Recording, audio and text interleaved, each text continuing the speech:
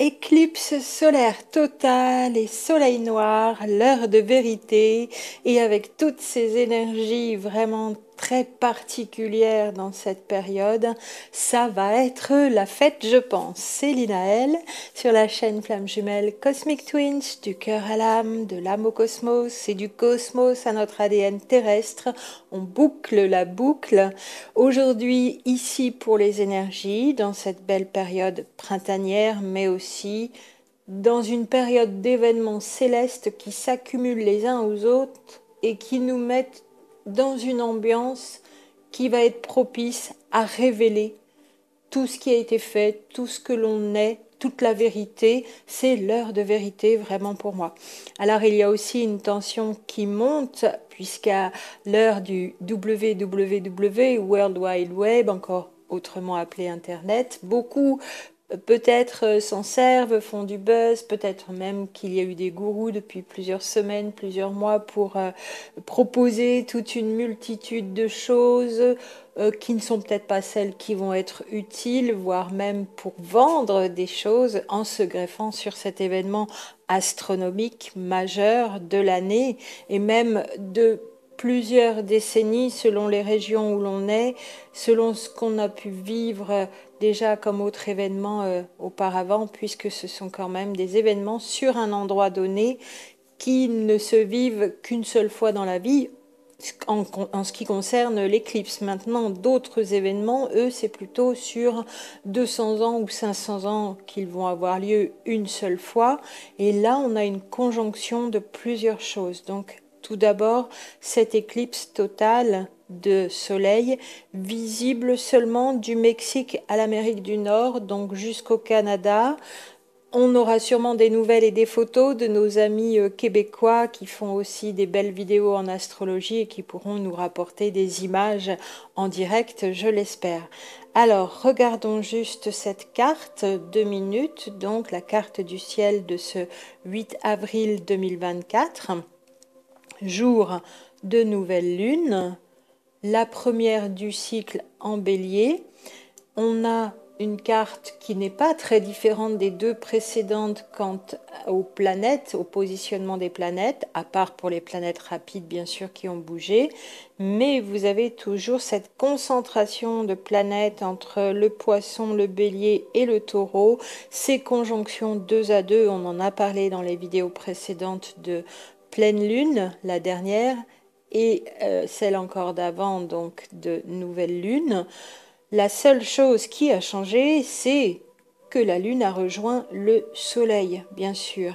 Mais la petite lune noire en face, celle qui veut nous faire dire toute la vérité, rien que la vérité, est toujours là et cette fois est en opposition et donc met au défi ce couple Soleil-Lune de ne plus rien cacher. Alors peut-être que le Soleil parle à la Lune, le conscient parle à l'inconscient en lui disant je peux t'aider, on peut tout éclairer, on va maintenant tout savoir. Et la lune noire en face veille en disant attention, je vous surveille, ne jouez pas, hein. Cette fois, c'est vraiment toute la vérité. Donc on a aussi cet aspect intéressant de presque iode, alors parce que le logiciel est paramétré à 3 degrés, pas plus pour nous tracer les quinconces.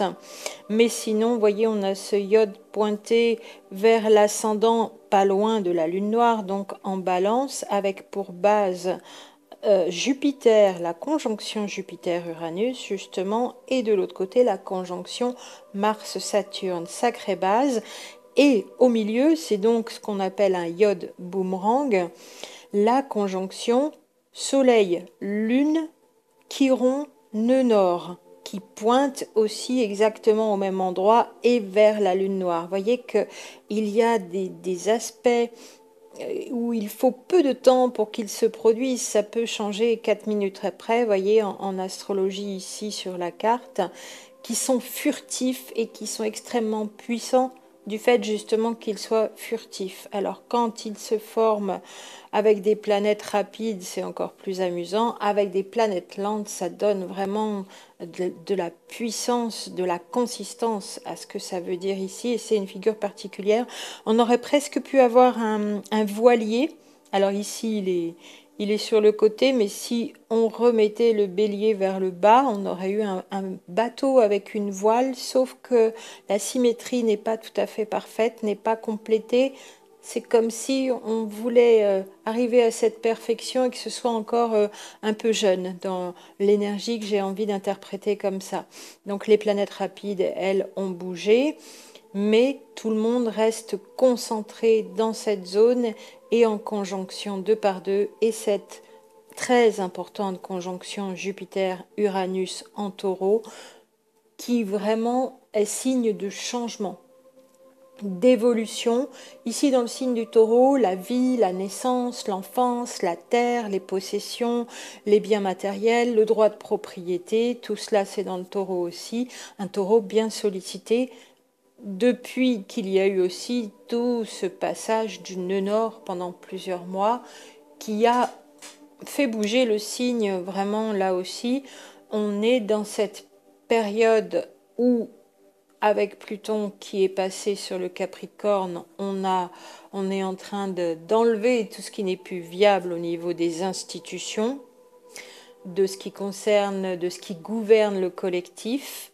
Et avec le taureau, on est en train de basculer d'un côté ou d'un autre. Ça dépend de ce qui va se passer en Verseau aussi maintenant, avec Pluton, sur qu'est-ce qu'on fait de notre Terre, de notre planète Terre, de notre façon, notre rapport à la Terre, de la possession de la Terre, la propriété de la Terre, mais c'est aussi la naissance. Là où moi je vois plutôt l'avant-naissance pour le bélier et l'ADN et la préservation de notre humanité en tant qu'identité unique pour faire des êtres humains uniques à ADN unique. Le bélier, ici en taureau, c'est plutôt la vie, la mise au monde, le printemps justement, et quand le bébé voit le jour et toute sa période de petite enfance jusqu'à 3 ans, 7 ans, voilà, on peut y voir plusieurs périodes. Tout ça est secoué, agité, pour le meilleur ou pour le pire, par Uranus qui est là à côté, puisque c'est le maître du Verseau. Vous voyez qu'il y a vraiment un lien entre tout le monde, même si là, Pluton n'a pas vraiment de, à part un carré, si quand même, à la conjonction, bien sûr, si nous avons un T carré, mais est tout seul quand même dans son coin, par contre quand même lié à Cérès, qui pourrait nous faire penser à la moisson aussi. Donc pas de conjonction forte pour Pluton, mais un Pluton en Verseau qui communique avec la conjonction Soleil-Lune en Bélier. Je vais y arriver, voilà. Par contre, qui n'est pas en lien direct avec la conjonction Uranus, le maître du Verseau, Jupiter en Taureau, celle dont on vient de parler. En tout cas, ça bouge. En tout cas, il y a de l'énergie. En tout cas, c'est comme si tous ces vents solaires aussi qui arrivent jusque sur Terre et qui sont plus forts que jamais nous amenaient des nouvelles particules pour alimenter la nouvelle vie, le nouvel être physique, être humain physique sur Terre.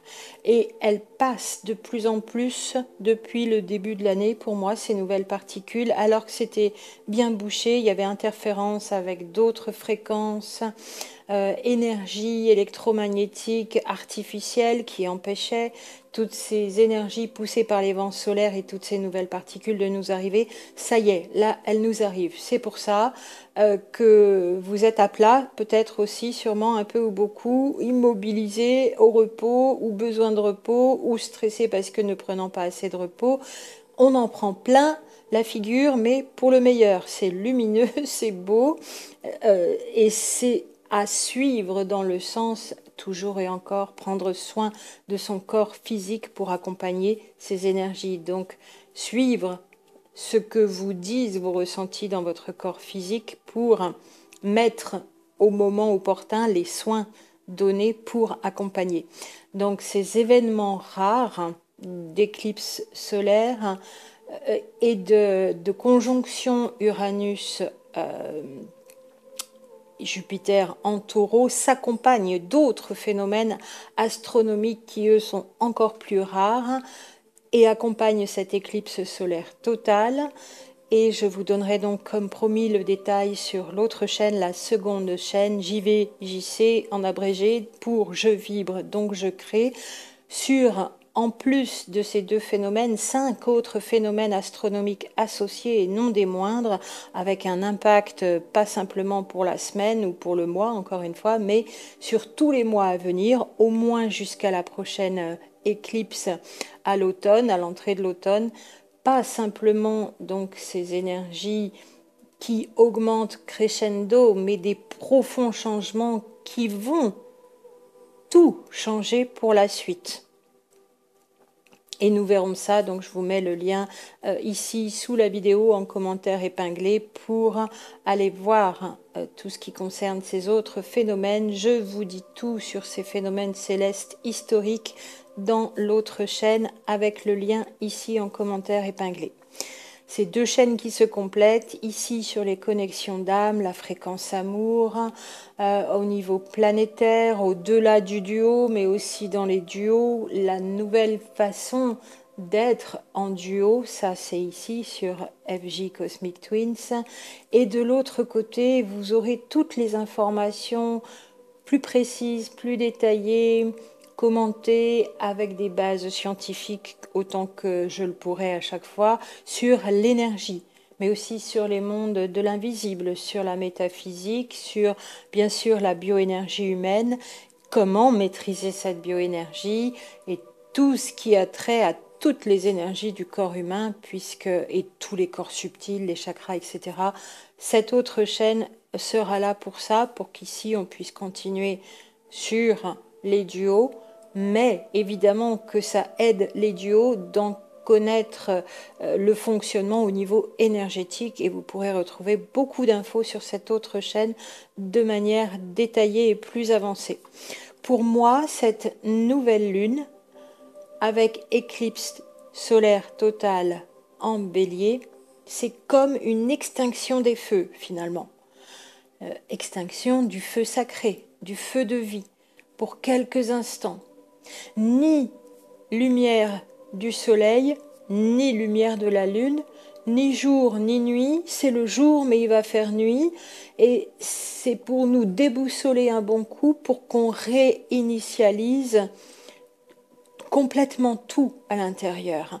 C'est comme une descente pour prendre de l'élan, cette extinction des feux, pour ensuite partir d'un coup, d'un bond en avant, propulsé dans les airs. Vous savez, comme ces skieurs lors des compétitions mondiales et des JO sur leur rampe, ils descendent à toute vitesse et wouh, le grand saut, une fois propulsé à la fin de la rampe, le grand saut, waouh, je vole. Eh bien, c'est tout à fait ça, c'est l'ascension de l'élan maximum et ouh, je vole dans les airs, ça y est, je suis partie, j'ai ascensionné. Donc, gardez-le à l'esprit, peut-être, moi j'aime bien cette image parce que, vous savez, quand la lumière va s'éteindre, personne ne sait ce qui va se passer à l'intérieur de nos entrailles, de notre cœur, de notre cerveau, et la panique peut parfois nous envahir. Donc, visualisez ces images de descente pour faire un bond et s'envoler dans les airs. Trouvez votre lumière intérieure, bien sûr, et pour ça, toujours le ressenti, le corps physique, vraiment en prendre soin plus que jamais ces jours-ci. Parce que c'est aussi un portail, une porte ouverte à la fois de la Terre sur les autres mondes, mais aussi des autres mondes sur la Terre. Et selon la masse de pensées humaines générées collectivement sur la planète, nous attirerons en tant qu'humanité, au travers de ces ouvertures temporaires et aussi temporelles, des énergies en résonance. En se souvenant tout de suite que ce n'est pas parce qu'il n'y a qu'une minorité de l'humanité qui émet des pensées et des vibrations de haute fréquence que ce ne serait pas suffisant. C'est bien suffisant simplement parce qu'une pensée en haute fréquence en vaut 1000 en basse fréquence. Autre détail d'importance que j'aime resignaler comme ça, ne croyez pas que c'est équivalent une personne qui vibre bas et une personne qui vibre haut, ou une pensée qui vibre bas et une pensée qui vibre haut. de manière, l'énergie de la lumière et l'intensité de la fréquence couvrent 10 000 autres fréquences basses. Et puis cette période, c'est aussi l'illustration dans l'expérience en direct de la capacité de toutes les âmes en éveil, flammes jumelles et tout autre qui en font partie, à être des antennes, des capteurs de ces fameuses énergies et de ces fameuses particules poussées par les vents solaires qui entrent ici sur Terre. Nous captons en continu, mais nous captons aussi plus que jamais. D'où, d'ailleurs, toujours et encore, des symptômes de fatigue peut-être différents parce qu'à la fois on se sent soutenu et déjà un début de propulsion en avant, mais les corps s'ajustent encore une fois, d'où des symptômes soit de fatigue, soit de mal de tête, ça dépend de vos fragilités, des parties de votre corps qui réagissent le plus habituellement quand il y a un surcroît d'énergie, que le corps est sursollicité. Donc on est ici comme des capteurs, des antennes qui sommes complètement dédiés à la tâche, comme réquisitionnés, même mobilisés, voire immobilisés pour celles et ceux qui, parfois aussi, ne peuvent plus bouger. C'est donc, pour finir, également une période où nous allons vérifier pleinement ce qui a été semé dans nos beaux jardins intérieurs, puisque c'est une période d'ouverture de la récolte, bien que nous soyons au printemps, parce qu'ici c'est une ouverture de la récolte sur plusieurs mois et de toutes les années précédentes, voire une récolte de toute une vie, de ce qui a été semé pendant toute une vie. Pour vous donner encore une comparaison, une image, c'est comme en permaculture, pour les personnes qui connaissent, au printemps, nous n'avons pas besoin de semer quand on a déjà démarré la mise en place depuis 3 années ou plus. On attend au printemps que la pluie et le soleil fassent germer les graines des fruits et légumes qui sont tombés au sol l'année passée, et même 3-5 ans avant, qui se sont décomposés sur place et qui vont germer sous terre, à l'abri de la lumière. Toutes ces graines qui sont tombées les années précédentes, parce qu'on laisse les fruits et légumes au sol, ceux qu'on n'a pas cueillis, vont germer et vont donner les jolies plantules. La nature fait le travail toute seule, et c'est ça l'accompagnement de la nature en permaculture. Elles germent à la bonne période, à l'endroit propice, à l'endroit choisi, elles vont s'épanouir en place là où ça leur convient. Et il n'y a pas de travail physique pour l'être humain du coup, et pas de remue-ménage dans la terre qui viendrait abîmer tout le petit monde microscopique qu'il y a aussi à l'intérieur. C'est ça, comme image aussi, prendre soin de son jardin intérieur. C'est non pas aller tout secouer là-dedans, mais semer des graines et leur donner un endroit propice où germer. Et bien là, on va récolter tout ce qu'on a semé, tout ce qu'on a laissé encore aussi en place, fructifier pour les années d'après. On va faire cette récolte. Et encore une fois, sur plusieurs mois. C'est exactement pareil pour les transformations intérieures. Elles vont germer à l'intérieur, dans notre terre interne, là aussi, à l'ombre, préservée, bien cachée, au chaud. Voyez que même l'absence de lumière peut être propice à générer la vie. La preuve, le bébé n'est pas sous un lampadaire pendant 9 mois, lui aussi. Et selon les graines qui ont été semées les années précédentes, pour vous, chaque individu en particulier, eh bien, vous allez voir au travers des fruits qui vont pousser ce que vous avez semé comme énergie dans votre jardin intérieur. Et il ne va plus y avoir qu'à récolter le meilleur. Il y aura peut-être des choses moins jolies, ça, il y aura qu'à les mettre de côté, les enlever, mais regardez aussi, ça, ce sera à l'image à voir donc de ce qui a été semé. Mais il n'y aura plus qu'à récolter dans tous les prochains mois, tous les mois qui vont arriver. tous ceux et toutes celles qui ont bien cheminé vont récolter les fruits de leur transformation intérieure faite toutes les années passées, de toute leur mise à jour, de toute la purification qui tranquillement a transformé là-dedans. Et quand la lumière va s'éteindre, qu'on va avoir notre soleil noir pendant quelques minutes, nous, on sera toujours installés tranquillement au calme dans l'œil du cyclone, paisible. Et on pourra profiter de ce point de recommencement comme tous les êtres humains qui sont restés le plus possible centrés sur leur âme et dans le cœur.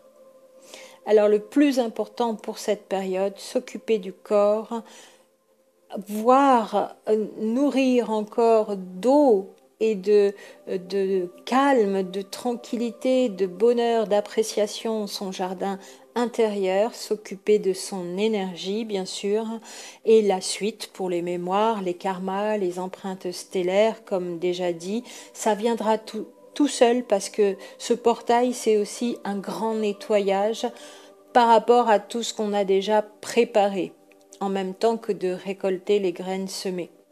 Si le corps physique n'est pas restauré, alors ça va être plus difficile pour germer. Il y aura moins de choses qui vont venir.